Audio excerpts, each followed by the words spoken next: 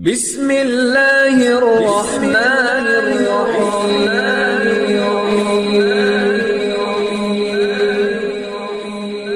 بسم اللہ الرحمن الرحیم۔ السلام علیکم۔ وظیفے کی اجازت کے لیے کمنٹس میں اپنا نام لکھ دیں، اور اگر آپ ہمارے چینل پر نئے ہوئے تو ہمارے چینل کو ضرور سبسکرائب کر دیجیے گا۔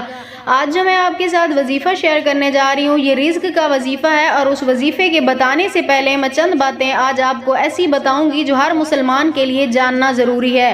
اور بہت سے مسلمان، بہت سی عورتیں، بہت سے میرے بھائی ہیں، بہنیں ہیں جو غلطی کر جاتے ہیں غسل کرتے وقت، جن کی وجہ سے ان کے گھروں میں رزق میں بندش آ جاتی ہے، کاروبار بند ہو جاتا ہے، گھر میں غربت آتی ہے، فکر و فاقہ آتا ہے، پیسے میں برکت نہیں رہتی، اور سب سے بڑی بات یہ ہوتی ہے کہ اگر پیسہ آتا بھی ہے تو ہاتھ میں نہیں ٹکتا، غربت آتی ہے، یعنی پیسے میں برکت بالکل نہیں رہتی۔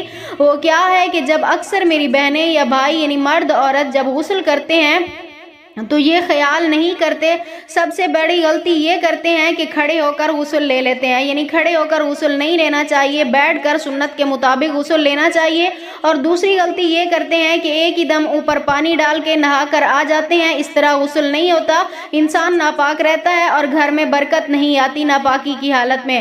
تو وضو کرنا چاہیے اور پورے طریقے سے غسل کرنا چاہیے، تبھی انسان کا غسل ہوتا ہے، ایسے غسل نہیں ہوتا جس کی وجہ سے گھر میں بے برکتی اور نحوست چھا جاتی ہے۔ تو آج کے عمل کی طرف چلتے ہیں۔ آج کا عمل گھر میں برکت کے لیے، رزق میں برکت کے لیے بہت ہی آسان سا عمل ہے آج جو میں آپ کو بتانے جا رہی ہوں، لیکن یہ بہت ہی پاورفل عمل ہے اور بہت سے لوگوں کا آزمایا ہوا اور منع ہوا عمل ہے۔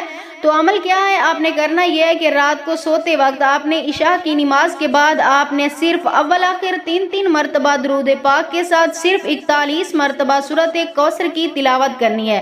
41 مرتبہ سورۃ کوثر کی تلاوت کر کے آپ نے سو جانا ہے، اللہ پاک سے اپنی حاجت کے لیے دعا کر کے۔ انشاءاللہ تعالی میری دعا ہے جب آپ اس طریقے سے عمل کریں گے اور اپنے غلطیوں کا بھی خیال رکھیں گے تو آپ کے گھر میں اللہ پاک رزق کے بند دروازوں کو ہمیشہ کے لیے کھول دیں گے۔